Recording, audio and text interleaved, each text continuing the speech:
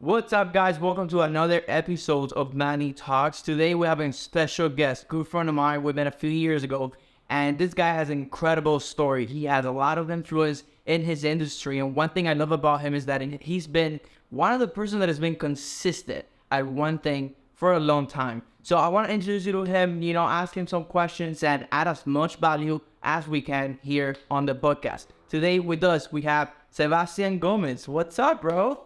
Thank you, bro. Welcome. Of course. And I'm excited. I've been wanting to do this. I've been putting together the podcast like we talked about and came back from Dubai, and I'm like, yo, I gotta have him on the podcast. Thank you, bro. No, this is awesome. I'm excited to be part of it. I love the setup. Thank you so much. You go link you travel, so Yeah, that's the best part. So I was in Dubai recently, and you was in Dubai too. yeah. How you like Dubai, bro? Man, I think Dubai, it was my second time that I went. And I feel like the first time I went to Dubai, you get to do like the whole, going to the Burj Khalifa, going to the Dubai Mall, and all those things, like the main attractions. But I feel like this time we went, it was more like experiencing the people. Yeah. So, I love people. Every time I travel, I love to experience the culture. So I was just like asking questions to the waiter, to the waitress, hey, when did you move here? Because like 90% of people in Dubai are from other places. So that was like more the experience I had this night versus just doing the main things. I feel that's how you actually enjoy, the travel. When you, like, for example, like staying at hotels, most people stay at hotels, main, in the city. And I'm like, I feel when you're staying at Airbnb and you relate to people and you go to the restaurants that are not like, tourist destinations, right. You actually get to enjoy more traveling because, you get to know, what they do, their, like costumbre que tienen, all of that.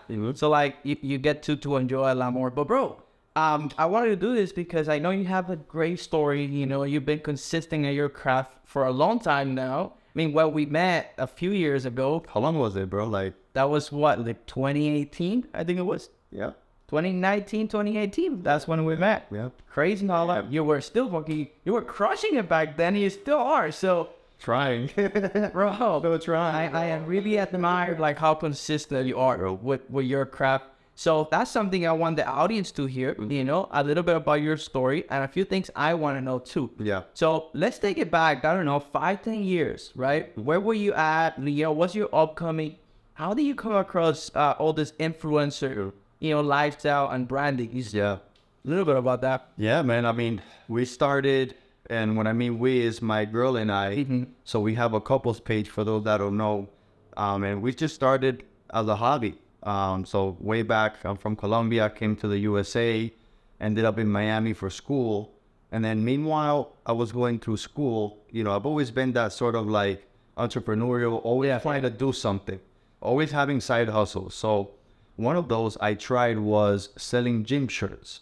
Oh, wow. That's actually how it started. So I tried selling gym shirts. I was really into it. And it was at the time when Instagram first started, right? And so I said, you know what? I'm going to try to, figure this out so I can sell t-shirts, gym shirts. And I remember that time, it was about 7 years ago. I called my girlfriend at the time. I said, hey, babe, listen, I'm thinking of how, finding ways to sell these t-shirts. I'm thinking of opening an Instagram page, have me wearing it, and then posting it and hopefully make sales. And then she actually gave me the great idea. She told me, hey, why don't we do it together? Beautiful. And I'm like, damn, okay. I'll wear the t-shirts for men and hopefully we can have a women's line and then you model the women's stuff. But, ultimately that was a flop completely. Oh yeah? You guys didn't sell any? We felt like one. But I learned how to grow on Instagram. I learned about branding. So, it was important to fail that one time because I wouldn't have discovered, how to get these skills based on that failure, which led me to doing Two Trends. So Two Trends started as a fashion blog. That's the brand you guys built. That's what you do now. Yeah. Okay. That's our main platform. It was on Instagram, and we would post about our outfits. It wasn't nothing to relate to the gym, but I used those skills to build a following using the hashtags back in the time when that was working. And from there, we just started to grow. I guess we had a unique angle being a couple. Nobody was doing that at the time, like men and because 7 years ago, like it wasn't that big. Influencer marketing and all that. It it didn't the term influencer wasn't even around. I remember people would ask me, "Hey, so what is it that you're doing? Like, are you a model?" No, I'm not a model. Are you a blogger? Well, no, I don't like to write. Yeah. So what am I? I don't know. So That's cool, bro. yeah, bro. So that's how it started. It was a hobby, and then we just accidentally fell into what we call influencer and partnering with brands and building relationships with brands and other influencers. But it all started as a mistake. That's it. It's crazy because people don't understand that starting is how you actually get going. Like, you don't have to know how you're gonna get there. You don't have to know how you're gonna figure everything out. But just because you said, fuck it, I'm gonna start posting, I want to do this, and let's see where it goes, it could open up a lot of doors for you. Yeah, man. I mean, for me, I remember the first time I got a free pair of socks. Yeah. And this was like not normal right now. Back then it didn't exist. So I'm like, damn, I'm going to get to keep the socks. Yeah. And then I remember one time that, one brand said, okay, you can keep the socks, but how much do you charge for a post? And I'm like, wait a minute, you're telling me I can keep the socks? I make money. So I told them, I don't know, I'll give you 3 posts for $30. I'm not kidding. The first time I ever charged was $30, bro. I don't even know that. And they can't get you right over $30, huh? They can't get you right about right, but that's how it started, man. So I think it was definitely a hobby. It turned into something unexpectedly. I think the best things we come across them maybe unexpectedly or after a few tries. Yeah, I've never seen anybody, myself included, hit a home run. Yeah, right out the bat. No, I don't think that happens. So that was my story.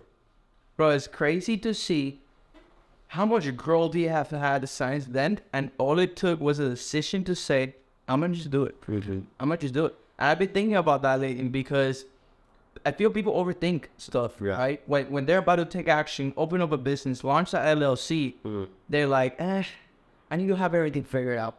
I need to know what the name is gonna be. I need to know what the logo is gonna look like. I need to know all these details. And they start asking themselves questions, trying to get the answers to those questions, and they haven't even gotten the questions. You know what I'm saying? Yeah. So I feel it's key for people to know. It's like, you just gotta keep going. You just gotta start. Listen, I mean, I heard it somewhere that said perfection is the enemy of progress. Boom. Right? So if you wait for it to be perfect, it's never gonna be perfect. Like if I look at my old pictures, bro, I get such cringe. Yeah. It's like, damn, it's how embarrassing. Like, what? But isn't it cool to look back at it now and it's like, wow, I did that. Even like the podcast and even this episode, maybe we'll look back at it. Oh, we're going years ago. Like a little cringe based on where you're gonna be, but that's how it is. Bro. I wanted to ask you, how you met Espe? Espe, if you guys don't know, is his wife. They do the brand together, Two Trends. How you met her, bro? So I love what you guys got going on. I've known your relationship, but now what you've been able to build with her. So I wanted to ask you, how you guys met? Yeah, we met at church. I mean, it's not a super, interesting story. I moved to Miami. I was going through school. I studied architecture, and I've always been the type to go to church and things like that. So I'm like, I need to find a place where I can kind of disconnect and recharge. So I found a church, and then I feel like a year later or a few months after being there, we kind of stumbled across each other and became good friends. We had a few friends in common in that community, and then we just became really good friends. Beautiful what you guys being able to build. Thank you. Because the same thing is like the consistency in the business, I think is important in relationships. Yes. Bro, I think, I'll tell you what, I think I wouldn't have been able to be successful if I didn't have a partner with me. And the reason, and what I mean by that is not just any girl is going to do it. I feel like the fact that I had peace of mind, and even now I'm married, right? All my energy goes to building a business. Because I know my wife is taking care of the home. She's helping me out. She's supporting me. We work together. And you guys are building together. We're building together. And I'm not worried about, dating over here, what's going on over there. It takes once you find that good girl that is on the same page with you, same frequency, I feel it just takes so much out of your head. Oh, yeah, bro. And now that we're talking about Dubai, bro, think about Dubai, right? Think about how they built it, right? They don't have to worry about that. They have a solid marriage, and there's so many factors that they took out of the question where the men just focuses on like, I gotta bring in money, I gotta build empire. Yeah. Like when you really think about even the dressing code, like they don't even gotta worry about what they're gonna dress. True. You know, they're like, boom, that's it. I got 10 of these. I'm gonna get the same. So you take that factor out of it. Gambling is prohibited. It's illegal. So it's like you don't even go there. You don't even like, yo, let me go play some slots or whatever. I'm a gambler myself, so I fucking play. But like you see how in the culture, that's something that actually impressed me a lot. They took all those factors out of the way. Yeah, I mean, and that's why in my case, the whole thing of church for me, or faith, if we want to call it, which is what it is, it really removes distractions that are out in society. Like Keeps you focused. being addicted to women, being addicted to whatever, alcohol, drugs, partying, all those things are just gonna distract you from hitting your goals.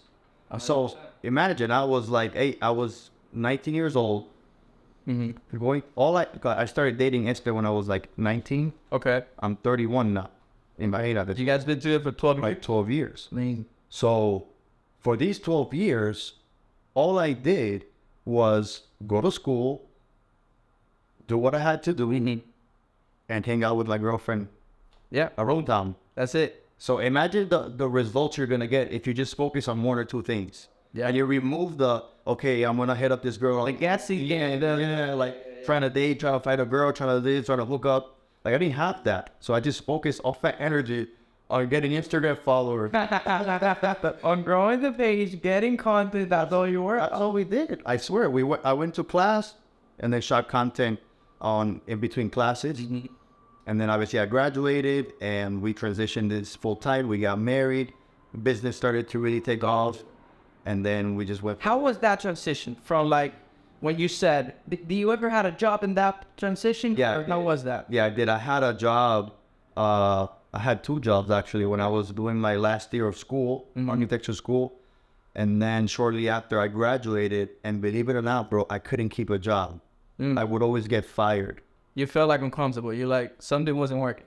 Maybe I wasn't good at it. Okay. Simply, I wasn't good at it, and I felt like, trapped and whatever. I thought I was going to be this big shot. And I'm like, damn, I'm sitting at this desk for 8 hours getting orders. So I just didn't feel, it wasn't for me. So I would always get fired. But funny story was that during those hours, I actually tried, I'm telling you, I tried so many different little side hustles. I would drop ship. Oh, you dropped shit? Listen, I'm not seasoned like you, I used to drop ship back in the day on IG. Okay. And I would just resell from AliExpress. So I remember that. That's crazy. Yeah, I used my time when I was working at the jobs to drop ship and do that. So I made a little money there. That's how I actually was able to, pay for the wedding ring or whatever. So yeah, I couldn't. So I did have a job. You did have a job. How was the transition from like when you said, I'm going to just go all in on myself. I'm going to go all in on my brand and quit my job.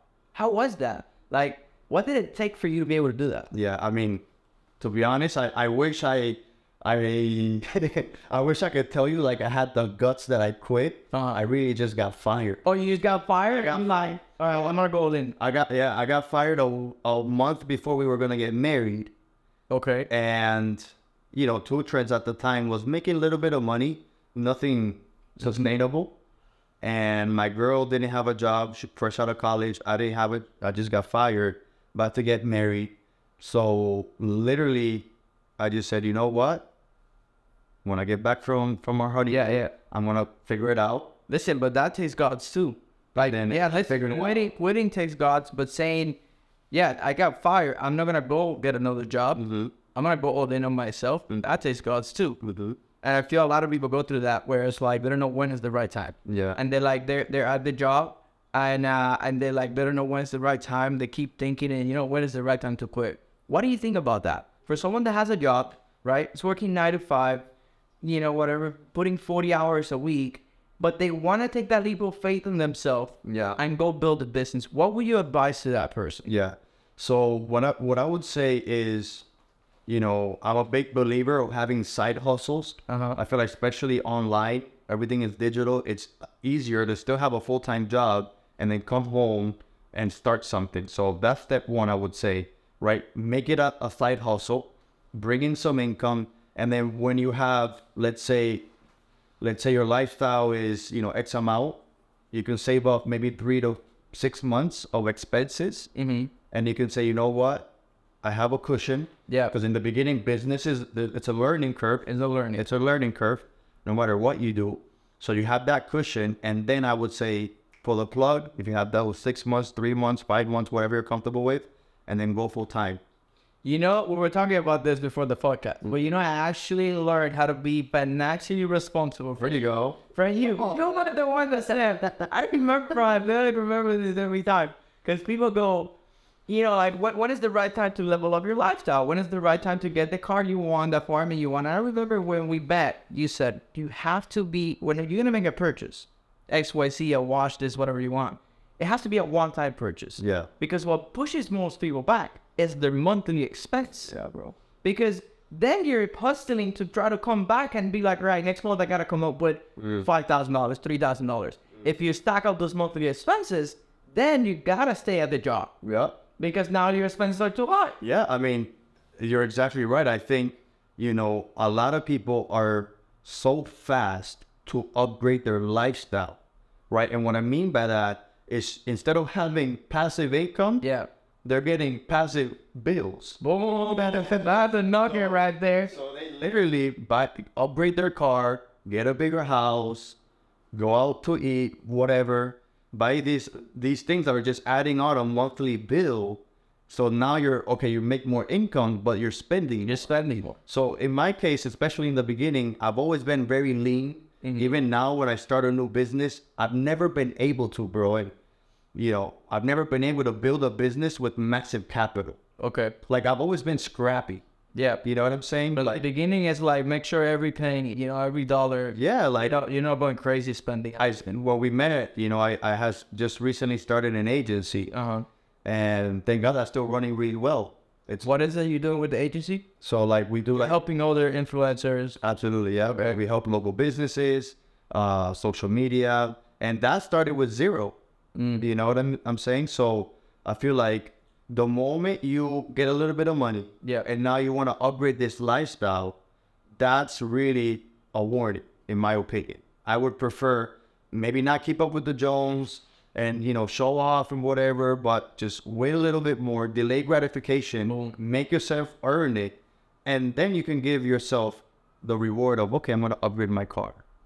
I relate a lot to that because for me, what it did for me, it was, I always used to think about my mom and my dad and how, well, I was working, I was making X amount of money, but then I didn't feel okay with me going out, having fun, or buying the nice stuff when I knew my mom and dad was still working.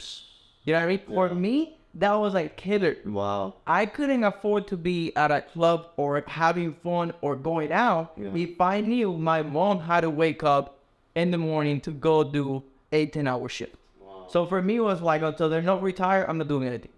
Like, there you go. I'm not buying a fancy car. I'm not buying a watch. I'm not going crazy spending until I have not only my expenses covered, but their expenses covered. Once that's done, then I can do whatever I want. Yeah, bro, that's an amazing goal. And for everybody, it's different.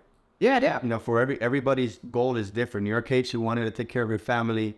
Maybe somebody else watching could be getting that dream car.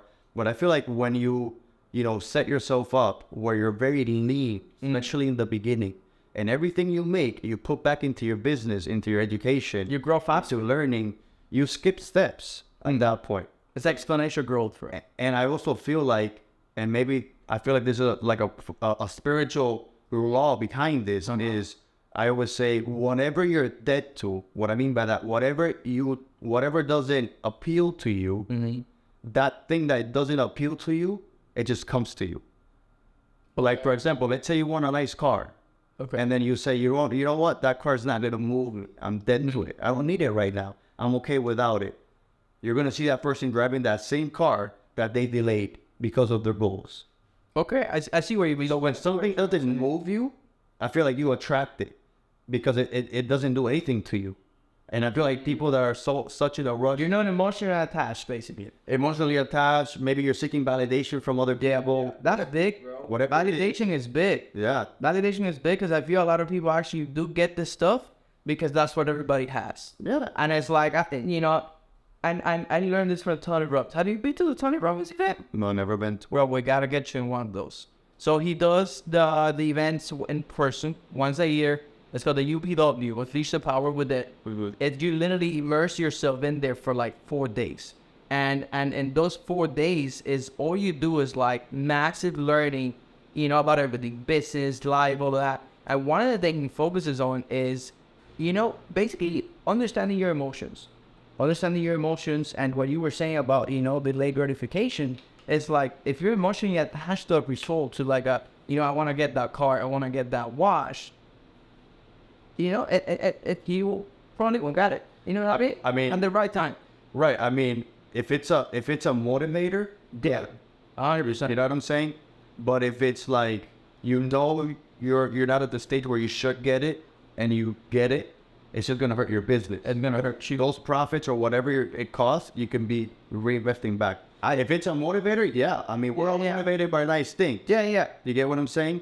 But I It was understanding your finances. Yeah. You know, understanding your finances. And one of the things that I'm putting together here with the mastermind is, I look back and I'm like, how did I get here? You know, it's not only about where they would go to, but sometimes we're able now to look back and be like, what did I do to get here? You know, what are the steps? And I put together like a blueprint, like a 7-step blueprint to help people, you know, speed up the process. And one of those steps is understanding your finances. Because if you don't know, one of the key things is your audit, like understanding how much money is coming in, how much money is going out. Because if you don't understand that, some people are spending, you know, they're making 100K a month, but they're spending 90.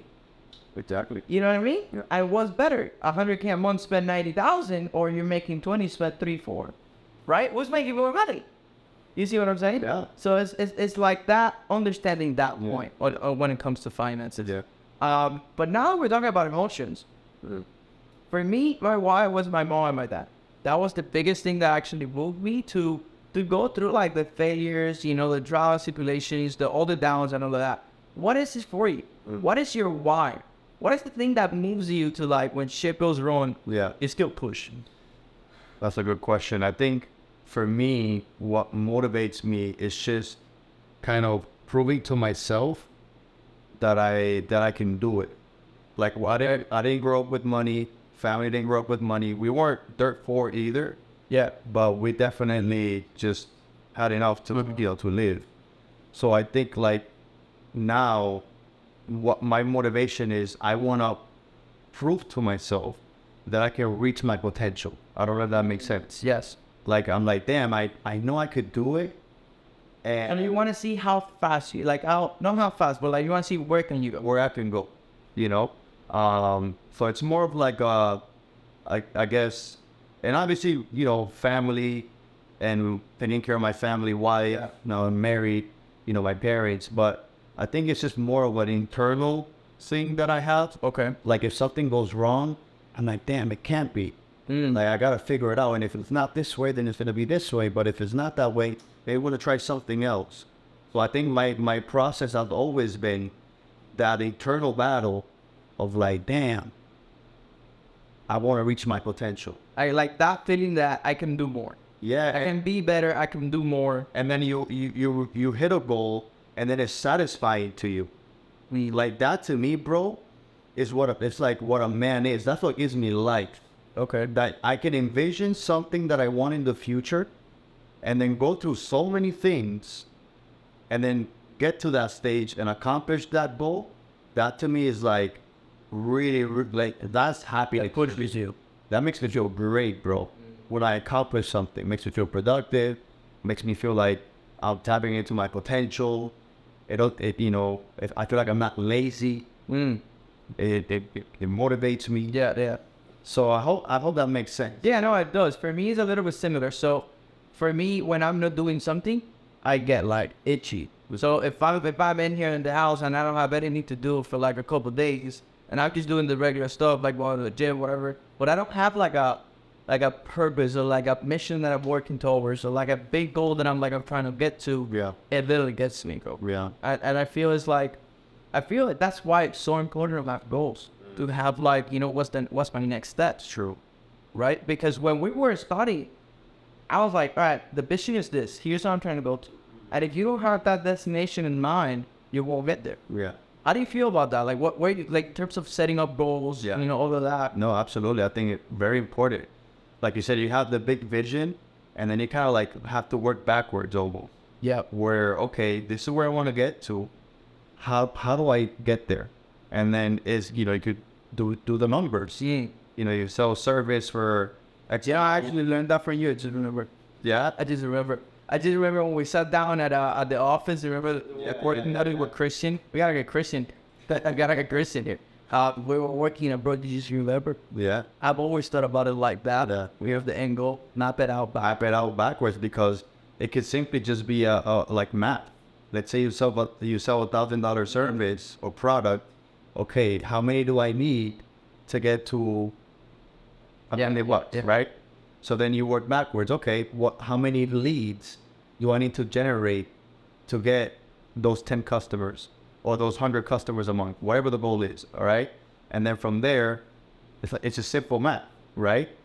And then it's like, okay, how many leads do I need to generate? From that leads, how many calls will I generate? Numbers game, right? How many people need to go through my website, etc. How much money I need to spend on ads? You can quantify whatever it is that you're selling, right? That's the beauty of business, is that once you have a system, then you can work backwards and look at the massive goal that you're like, damn, how in the world am I gonna get there? Like you can dream so big that it can almost be overwhelming. It is. It gets to a point that you're like, all right, how am I gonna do that? And so then from there, you kind of have to break it down, so you can actually digest it. It's like food, like just, little chunk, like a plate of food, a portion, and work backwards, look at the numbers, and just build that. Build from there. Start in the little, and I think a lot of people get caught up in that too. They're like, right, here's the big goal, here's what I'm trying to get to, and then it's overwhelming because why? They don't go back. Yeah. They don't take it back to like the little things every single day. Right. I really have to go to, like, for example, the podcast, all of that. It goes back to like, right, I gotta get this mic, let me get a setup because I've been focused what's going wrong. The mic, the light, it's the little things, but it's all towards like a way bigger mission. Right. So if you don't break it down like that, you're never gonna be able to start to kick things off. Yeah, it's overwhelming. Because it's overwhelming. Like you're gonna get paralyzed. You get uncomfortable. You're like, and then you know what happens? It's like, to me, have you seen those videos of like the crazy ass morning routines? Yeah. I mean, successful. You have to wake up like 4 a.m. Wake up 5 a.m. 100 food. Eat whatever yogurt. Eat healthy day. And it's like I've tried that, bro, and I've only been able to do it for like a month, and then after the month I fall back into my old ways. Why? Because change is so drastic. So instead of saying I'm gonna wake up at 4 a.m., what if I'm used to waking up at 8 in the morning? Let me go an hour back. Let me digest it. I'm gonna wake up at 7 a.m. now, and then once you master 7 a.m., I'm gonna wake up at 6 a.m. now. Instead of doing that, instead of like 20 things at once, I'm gonna just do 20 things at a time. One day, when I wake up at 4, I'll run 3 miles every day. It's not sustainable. No sustainable. Now that's just that's just an example I'm thinking about, but that can apply in like, okay, you set up this massive goal, whether it's revenue, whether it's amount of followers, views, whatever it is. So you just work backwards based on that. Work backwards. That's pretty good. Pretty good advice. I mean, for people, I feel it's going to help them a lot to understand that it doesn't matter how big the goal is. One thing is, people got to dream bigger. Because I feel people don't dream big enough. True. And I feel it all goes back to the environment. The people that you're hanging out with, what you're seeing, what you're aware of. Awareness, I think, is one of the biggest things ever. Yeah. I mean, if you don't know what you don't know. You know what I'm saying? So if you don't know that there's that car for you to get, or that amount of money that you want, you won't strive for that. You won't push for that. I think that's one of the things, Manny, that I've actually learned from you, bro. Okay. Like mindset. I feel like you always challenged me and pushed me to think bigger. Let's go. I bet serious. I appreciate that, bro. Yeah, like just chatting on WhatsApp. Yeah. And it just you'll tell me, hey, Sebastian, so what's your goal? I'll be like, I don't know, this. And like, bro, that's little. Yeah. And in my mind, I thought it was big. Like, no, you got to think bigger. Like, maybe you're right. Maybe I should, double that. Yeah. Or whatever it is, or 10x, say, you know? Yeah. That's the magic number. That's it, bro. So wow, I'm glad. I really appreciate that, bro. I'm glad, bro, and yeah, I'm really happy to hear that because that's the main reason I'm doing this. You know, I feel people have little potential within them. Like they need to understand that we all do. We're all the same. You know, there's nothing different between someone making $1 billion a year and from us. You know, we're not $1 billion a year, Jack, right? But we can do that too. I feel it's just the right couples, you know, the right people around you that tell you, no, you're trying to get 10 clients now, you can get 20. Right. You can get 50. Yeah. And yeah, maybe you shoot for 50 and get 50, but you land at 20. It's more than the 10 that you wanted to, you know what I'm saying? Exactly. So I feel that's why people need to understand that whatever your goal is, just multiply it. Mm-hmm. Like multiply it, go crazy. Let people call you crazy for your work ethic. Yeah. Like I get that from Brecker. The Brecker always talks about it. I love to talk about him because this guy is like, bro, you just gotta go crazy. You gotta do what nobody else out there is doing. You gotta fucking just go nuts. What is your goal? This might go on just massive levels of action. And even though you're gonna fail, I want to talk about failure right now because a lot of people talk about success, but they don't look back at failure. Even though you're gonna fail, if you go fast, you learn faster from your failure. Yeah, bro. If you fail quick, boom, you'll Go fast. positioning yourself to get faster to the win. You stack up the wins, get confident. The failures, you just get like this size. Yeah. Tony Rose does about that too. Is like when you have that failure in mind, that picture of like this is what it looks like to fail.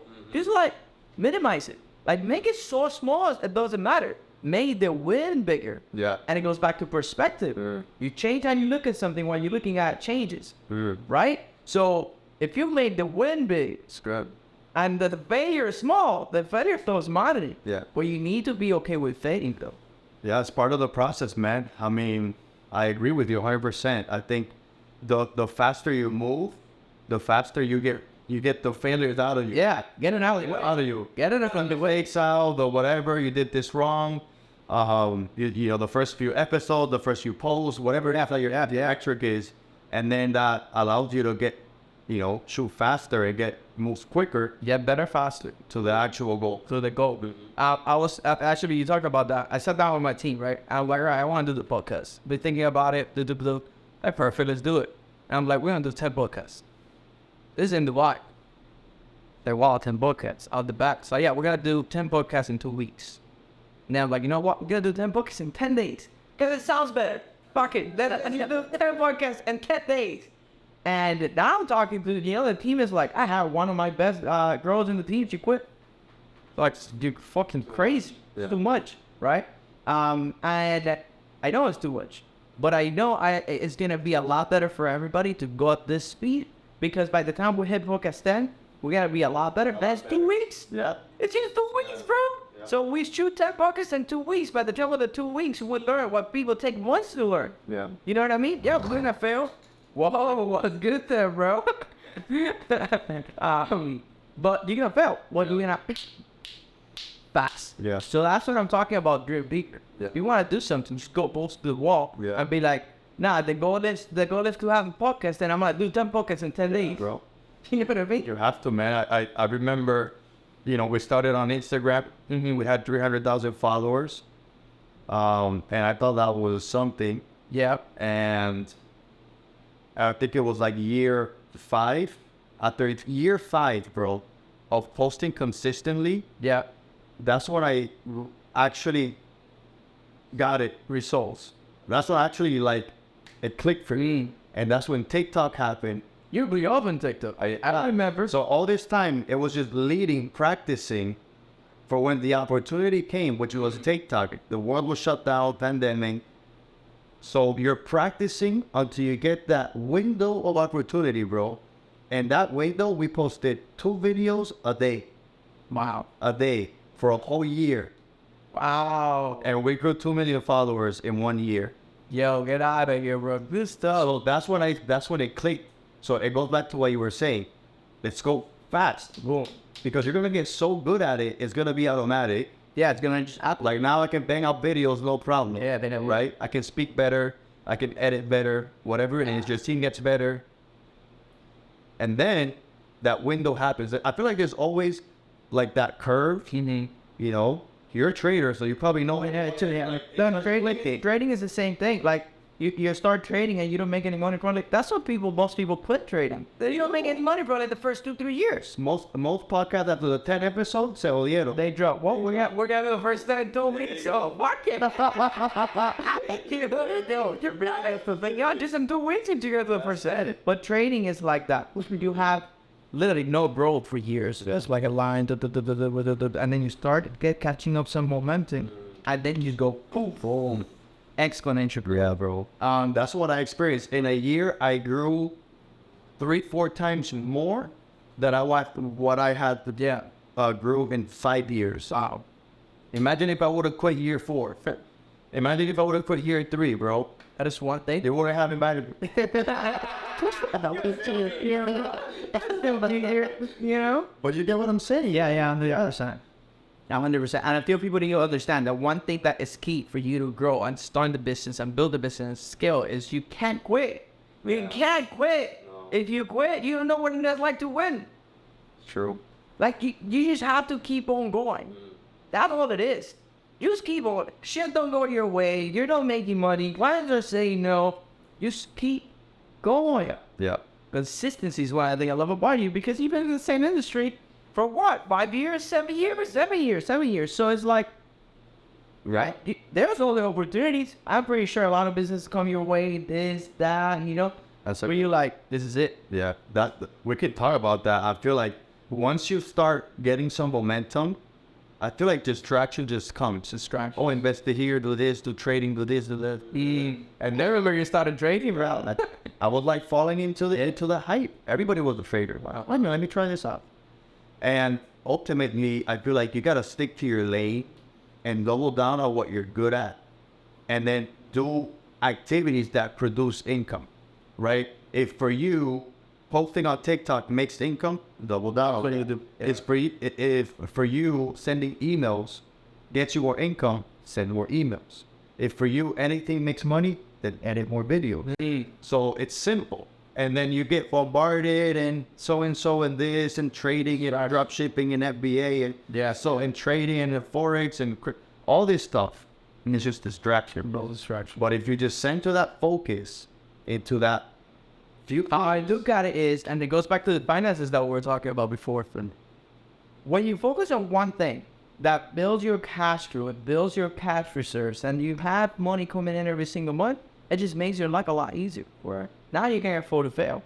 Now you can afford to drop, X amount of money on an investment. It goes wrong, you lost the money. You're fine because you have cash flow coming in every single month. Mm-hmm. So, yeah, people need to understand that. Like, you don't just go into a business, make a few $1,000s, and then you go on something else. No, find something that makes you the 6 figures plus, where it's like you're comfortable, you're financially free, and you don't have to worry about money every single month. Then you even make better decisions when it comes to investment, because you're not trying to look for the next hit, for the next home run. You're just like, I have my business, this is why the money's coming in. I'm going to just put this in this investment, see if it makes you a little bit more. Right. But I have money goes to there. Right. Cash flow keeps you alive. Yeah, man, that's true. That's what it is. That's key. Cash flow is everything. I agree with you, man. Yeah, cash flow is everything. For those of you out there, just find that one source of income that gets you up the ground. For me, it was out, for the dropshipping and all of that. For you, it's your craft, influence and marketing, right? On everything you being able to build. Now that we're talking about failures, I want to know, what has been your biggest failure? What has been like that one thing that you like hit the wall and you like, how do I get out of here? Would I even get up? Because I like to talk about those, Yeah, I do have one. It was actually with 2 trades. Okay. Yeah. Making me think now. I think I've had a lot of failures.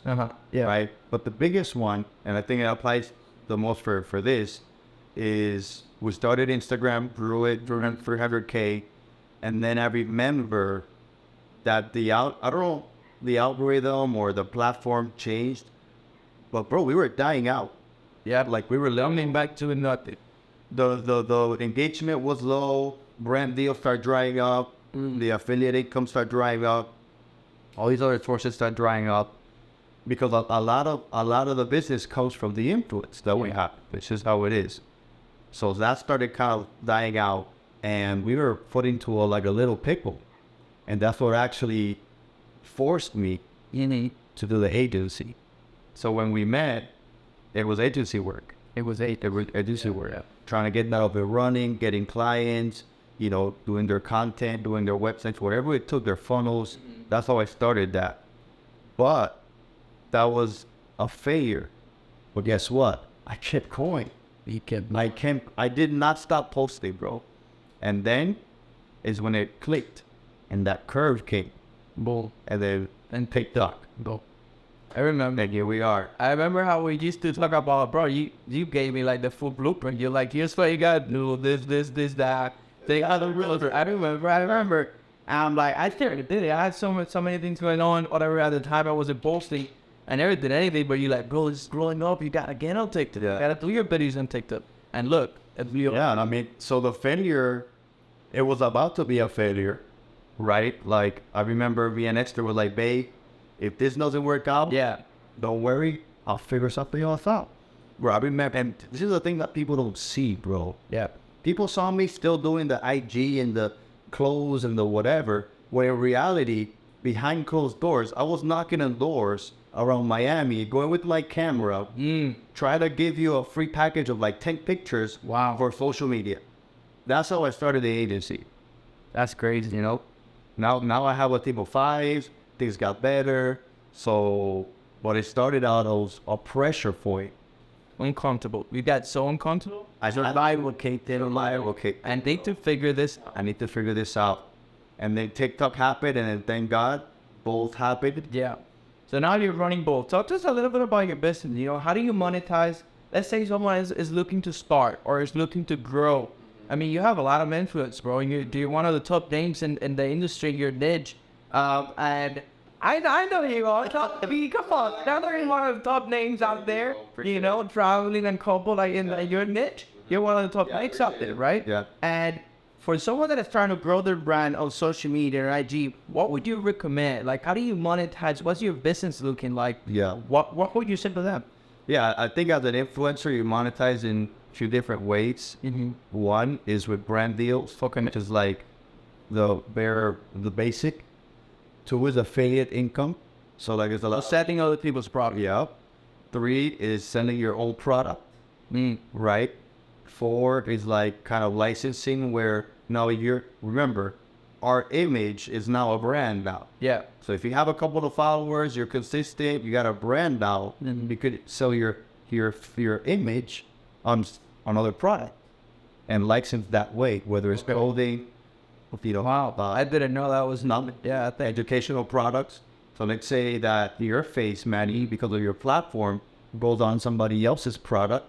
Is a license, and that's a rev share there that you don't really have to do much besides you putting the marketing in the face behind. Wow, and you get a percentage of that basically. That's one way, right?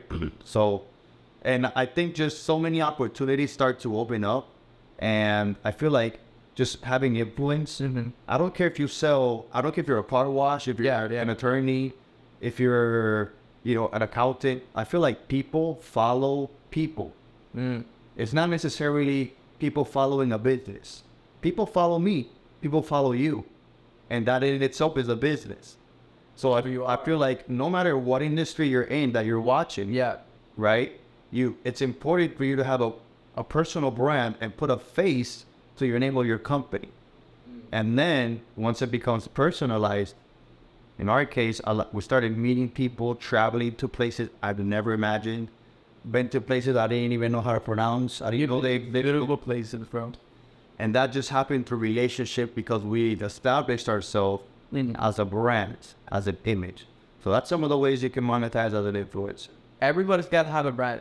For me, I feel for me it clicked like literally a few weeks ago. It's always been there. We always talked about it. I need to build the brand.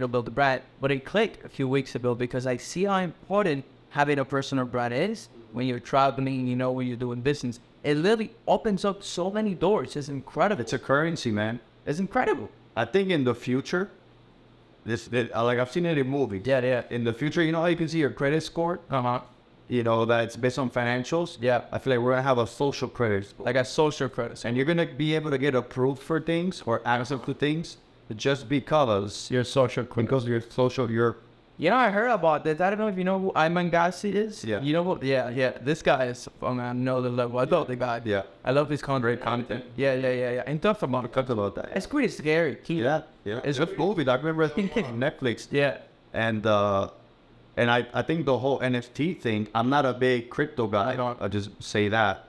Maybe you can, dive in there, but with the whole NFT, a lot of it is a social. A lot of it is a social thing. Yeah, a lot of this NFT video off because of the hype behind it. They didn't have any real utility. Like some of this, brands, there was no utility, no project backing them up. They just popped because the community, the influence, and the people promoting it and so.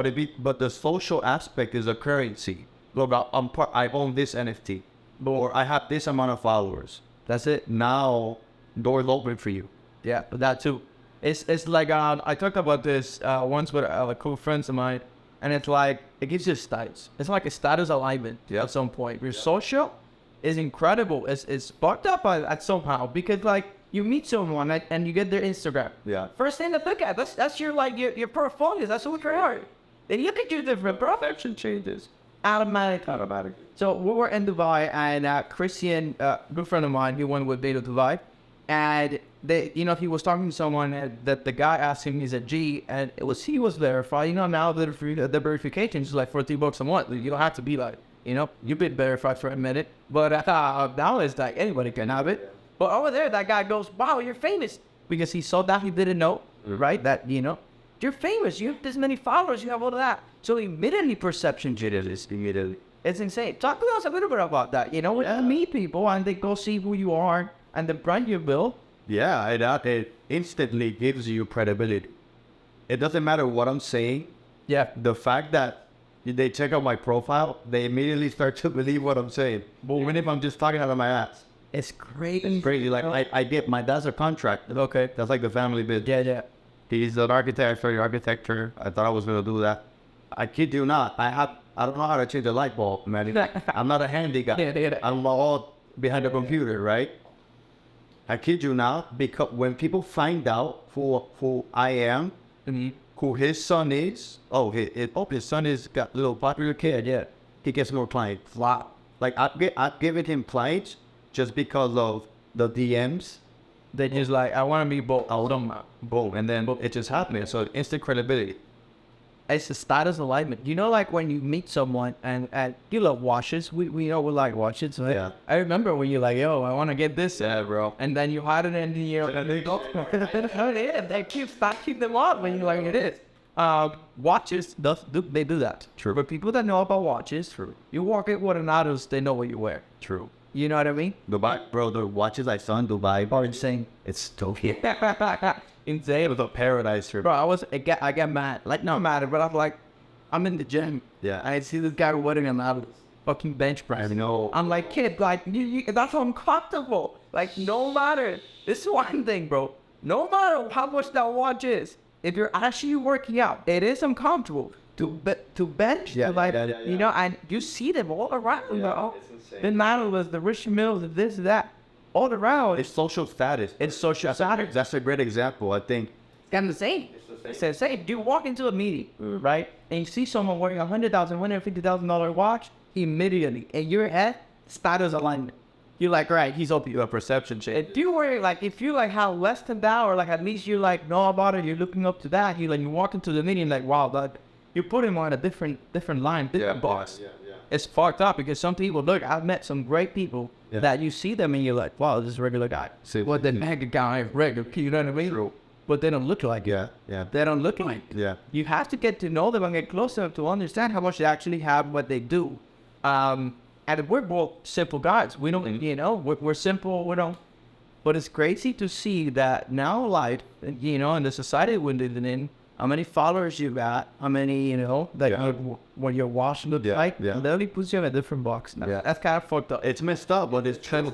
It's true. It's true. I mean, it's something that you can't deny, and just embrace it, I guess. Yeah. And I feel the social media and, building your brand, it is a big part because you don't have to show up the, lifestyle. You don't have to there's ways for you to provide value to people and come there's ways for you to be influential, right? for you to have influence that is not doing what you don't like doing, you know? Right, You right. can just be you, but now to a broader audience, right? Right. So people can get to know you. I think the best way to be influential on social media or in general is just these three main categories. Okay, I'm thinking, no, ready, talk to me, shoot. One, motivational, right? Two, if you teach something, right? Educational, right? Okay. And three is if you show something. So Yeah, like showing us. showing off. That's what I've seen like attracts people. Like I watch your content, for example, to learn, right? Somebody else is to motivate. If you're a preacher, maybe Tony Robbins to mindset stuff. Yeah. Three is just to show things. Show them. The fashion, how do you... You pick which route you go. That's it. It's crazy, but Show people how to cook. Yeah. How to cook, teach people how to dress. It's crazy. Those three... It's crazy where society is going. But I feel people gotta embrace that. Because influence is the day that you put yourself to the side and you focus on how many people you can help, that's the day you can go all in your brand. And I listened to this in a video from John C. Maxwell. I'm gonna send it to you later. And he talks about that. You gotta forget about yourself to give yourself. You gotta throw yourself aside. Yeah. You can be able to give yourself complete. Don't matter how you live. Don't matter what you're dressed like. Don't matter. None of that matters because most people don't care about that. What they care about is who you are. True. Your character, bro. Yeah, who you are, what you represent, your bodies, you know, what you got to offer to the table. I feel that the day people understand that you got to forget about yourself and focus on who can you help, who can your story impact, that's the day you blow up in Southern Rica. Yeah. So I got a couple questions here that I put together. Just to, you know, get a little bit more deep, you know what I mean, into it. We talked about the failures. You know, we talked about a little bit about that. One thing I wanted to ask you is someone that is like, you know, is starting in the industry, is doing all this influence marketing and all that. What is one advice that you would tell them to take action on right away? Like, what is one thing that you like, right, this, I want the real stuff, like the real advice that you would give to like your little brother, you know, 50 years old Sebas that is starting off. If you want to look back when you started off, what would it be one thing that you would tell yourself nowadays, hey, this is what you got to do to grow up faster. This is what you got to do to grow. This is what you got to keep in mind. What would that be? Okay. That's a good one. I would say post one video minimal a day. Just pause, bro. Pause. Oh, consistency and don't stop. Okay. And then two, find ways to get attention. We're all fighting for attention. Marketers are fighting for attention. Influencers are fighting for attention. The algorithm selects what's more attention. Yeah, right. So just find ways, whatever craft you're doing, make it more appealing to get people's attention, right? That's why you see people, I saw a video the other day on YouTube, they threw a Lambo, they literally threw a Lambo from a building and just in slow motion, it just crashed. A brand new Lambo. Now that we're talking about content and you said attention, That's attention. what do you think about Mr. Beast? Yeah, and that's attention. Fucking great guy. Yeah, bro. I think I was watching a lot of his videos and this guy is using another level. yeah, bro. He's at another level. But you know how he started? I watched a little bit of like his rooms and you're doing the podcast, like the videos and that. Bro, I remember if you go down way back on how Mr. Beast actually started, he would do the most, because now he has the capital. Yeah. to- Bro, he's dropping like $3-4 million in videos. But remove that. And look, okay, how, that's not relatable. Like, you can't just go ahead. Yeah. Right. Yeah. And so there's only one Mr. Beast for a reason. But the way he started, I remember he would do the most, like, outrageous things, sitting in his room. And I remember there's a video where he was repeating the same line Yeah. for like 1,000 times. Like Insane. Like just repeating. And so he counted to like 100,000, So that's what it was. right? That's what it was. Insane. Like he Look counted at it, bro. The camera said, I'm going to count to 100,000. 1, attention. 3, fucking attention. Attention. And being unique, bro. Yeah. Really unique. Who's gonna do that? No, and bro, do you see that spot that he said Logan Paul for like fucking hours? That's what I. It's kind of like, I ain't saying whatever. It's kind of like he's like Logan Paul. Bro, Logan Paul really did that video. he did. You know, should we do Logan Paul? It's great. It's attention. So that's a good advice, guys. You know, are you out there? Attention is key. Another thing, you still like regular. What's your next destination? Show me.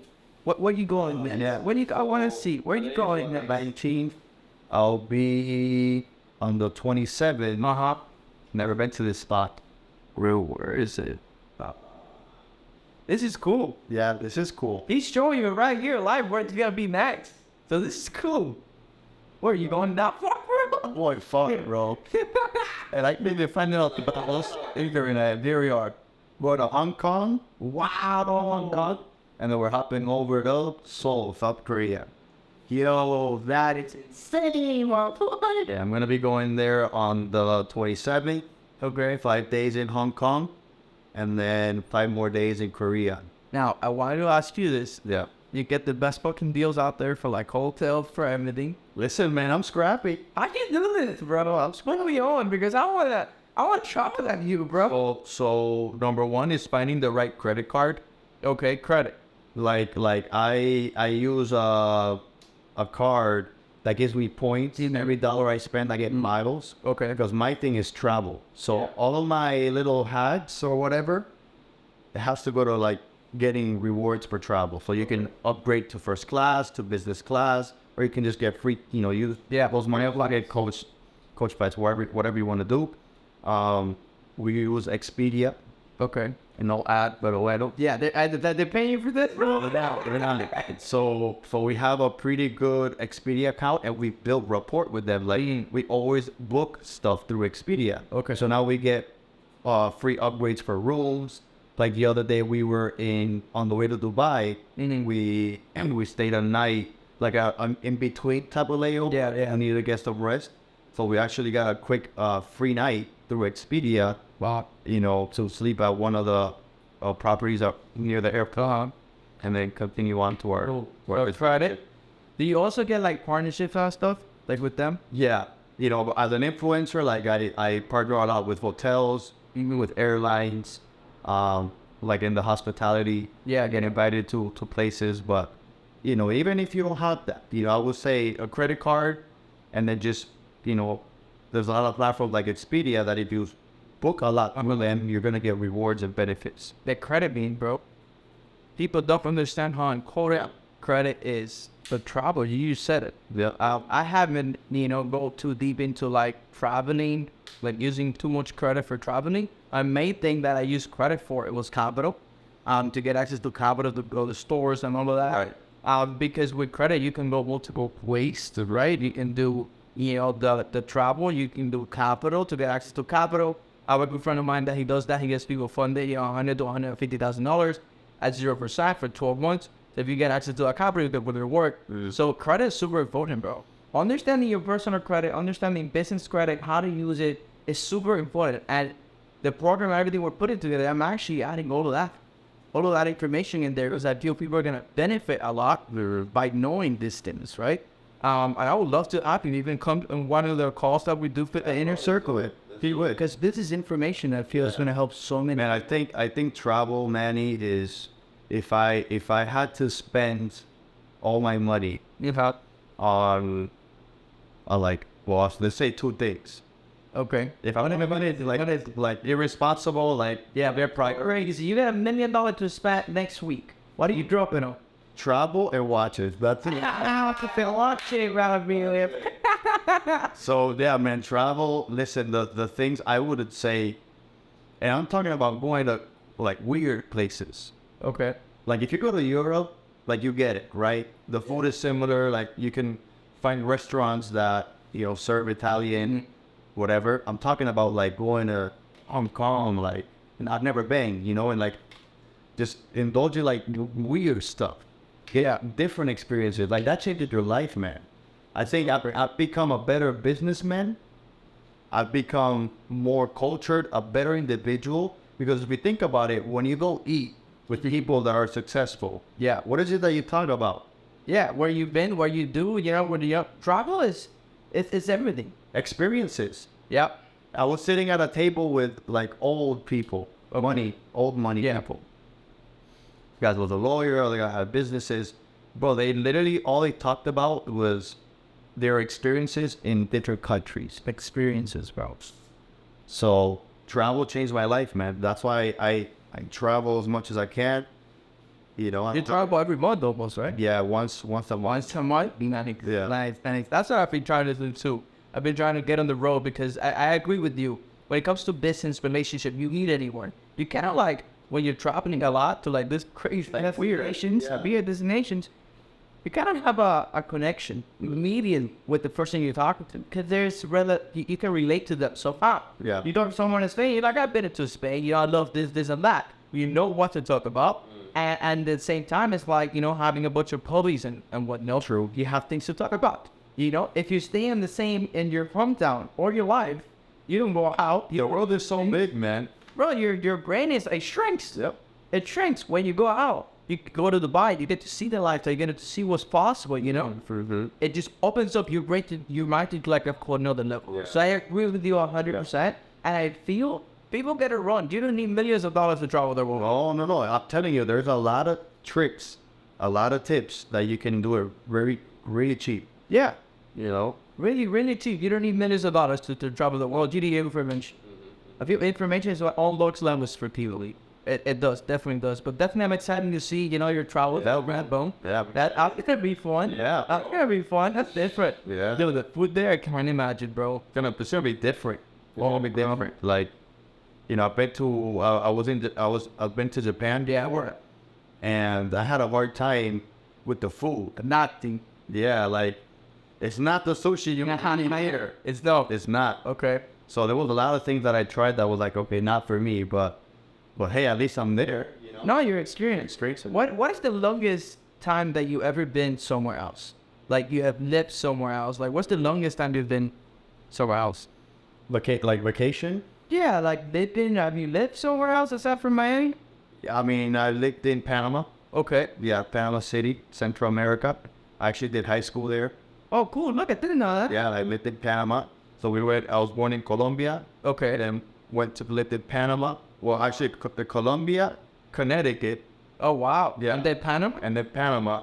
And then I came to school by myself here in Miami. By yourself? Yeah. Wow. So your family came out? They lived in Panama. I lived here, went to school here.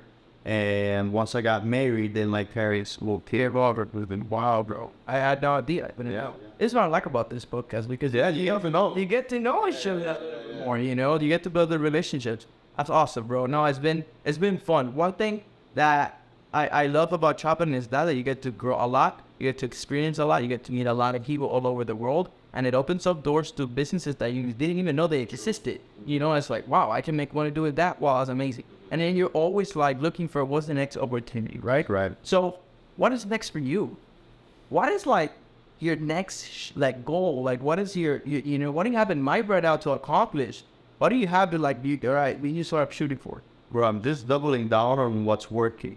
Okay. We talked about it earlier. I don't want to get too distracted. Just double down. I think The agency? the agency, being an influencer, and then use all that cash and just buy real estate. You want to get it That done? is real estate, and that's basically Do it. you have a number in mind?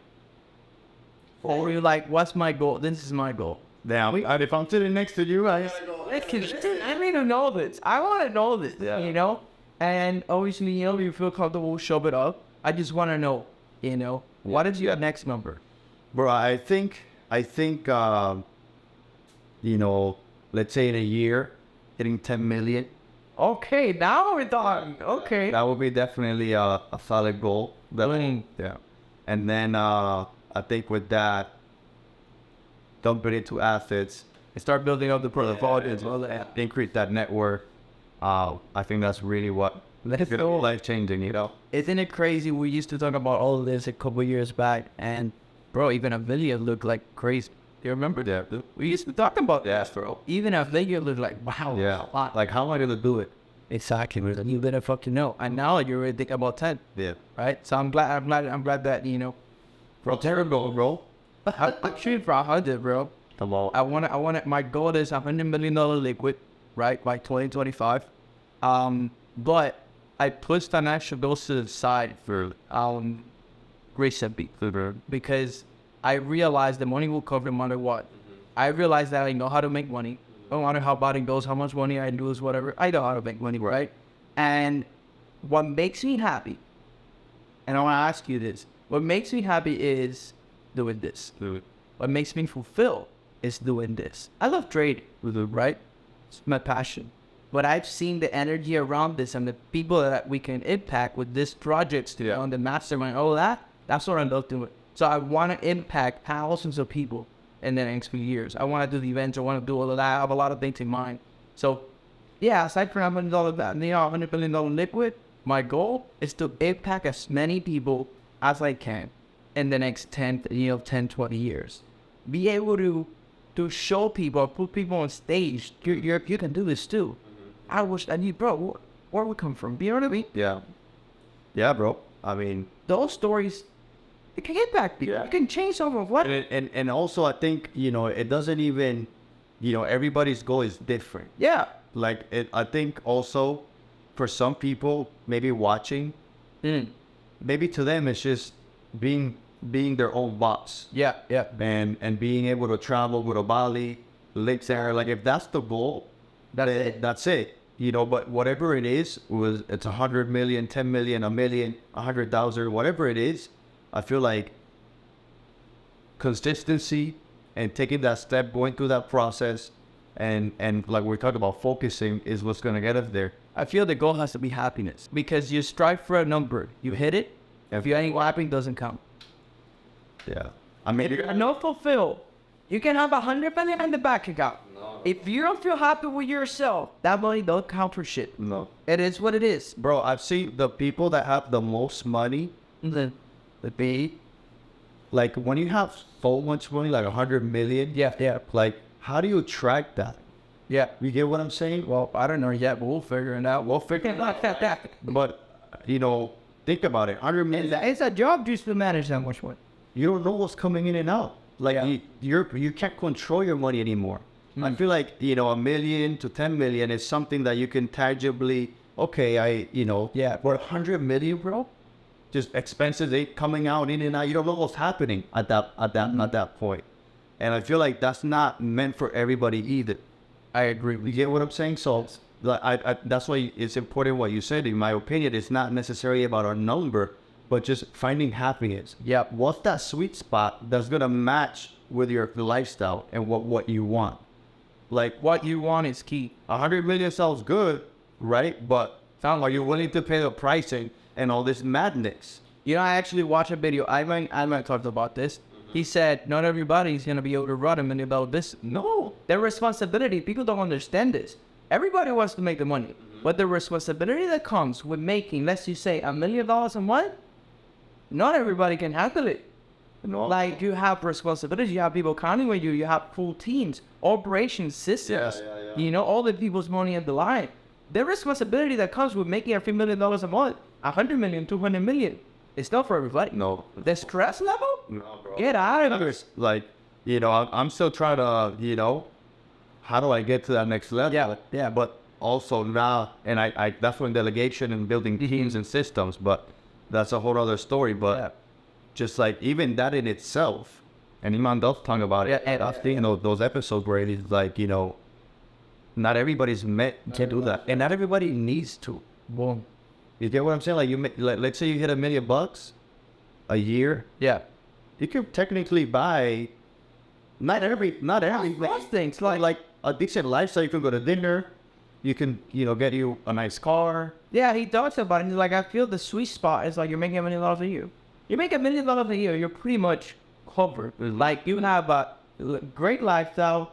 Everybody in your family is covered. Like, right. You're not like overspending, obviously, but you're okay. Yeah. You can live like after $1 million a year. That's just crazy fucking money. That's a lot of money, bro. So again, finding that sweet spot that is gonna make you happy, not gonna stress you out. You're not gonna become like slave to your company or business. Yeah.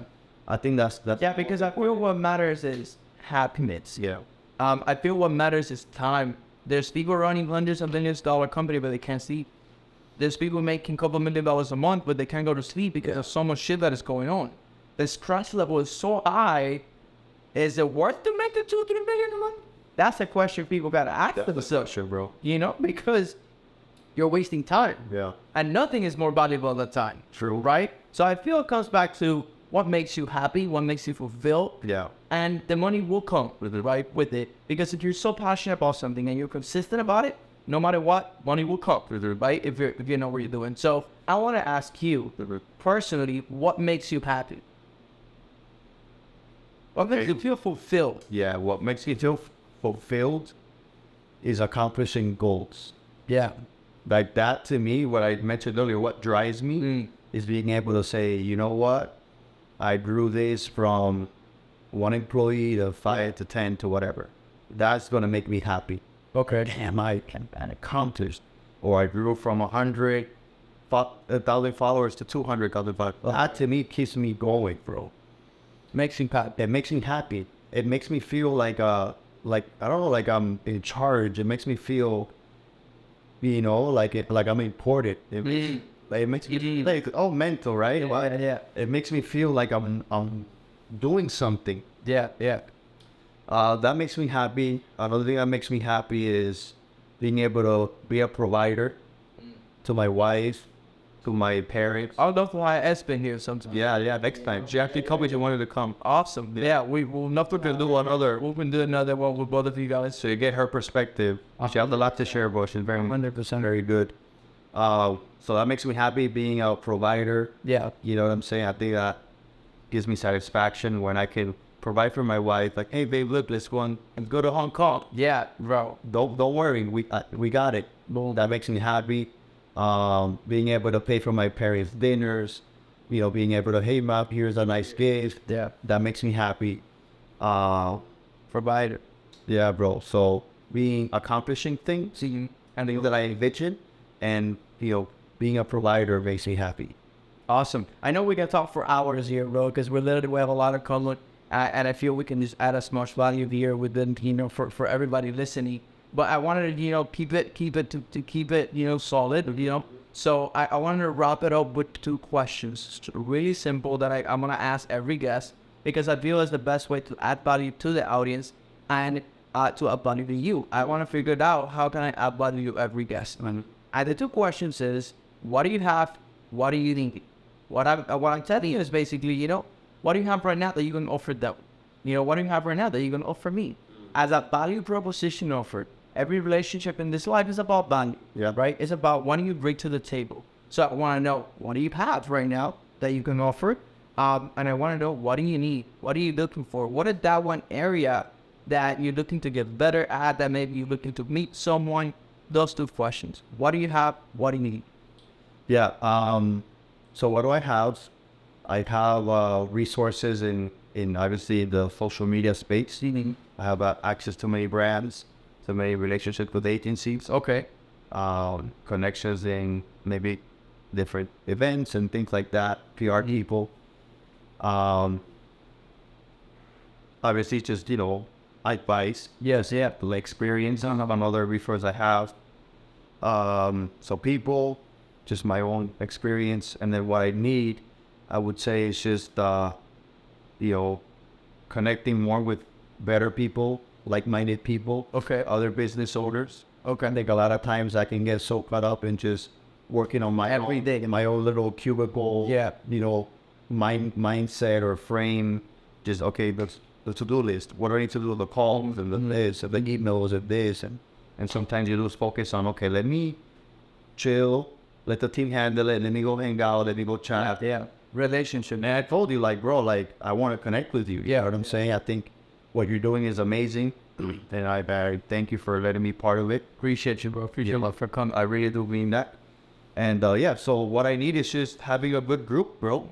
Good relationships, solid relationships, going to dinners and brainstorming, motivating each other, and something can come out of that. I feel environment is everything, and I'm glad you said that, because we're building this community for that. I'm pretty sure you can add a lot of value to the community. There's some great people, and great people in there that obviously can add a lot of value to you. So, you know, I'm glad that we did this. I'm glad that we got to share some time and get to know a little bit better each other. And I can't wait to do this again with Espen. Yeah. Right? Next time we got a developer. All that. So it was pretty fun. And yeah, I'm glad you came, you know, and stay tuned because we're going to be releasing that book at a lot of days, bro. A lot. So, yeah, thank you so much for coming, bro. I appreciate you. Thank you, bro. Guys, that is a wrap. We had Sebas here for a little bit over an hour. We had a lot of fun. You guys saw a lot of value. So, first of all, if you like the content that you're seeing, just click in the button right below. Subscribe. Let's make sure you get the notifications on and you actually get to see everything we're coming out with. Again, 10 podcasts in 10 days. Nobody out there is doing that. So, we're filming that in 2 weeks to make sure you get the best content ever out there and the best people out here. The first few podcasts is going to be a lot of personal relationships that have impacted my journey, like you saw here with Sebas and the first one that we filmed. But later on, we're going to be bringing in massive influencers and people in multiple industries, so you get all of that value and straight up raw content, the real failures, the real stories here on this YouTube channel. So make sure to subscribe and podcast wherever you're watching this. Do subscribe. See you in the next one.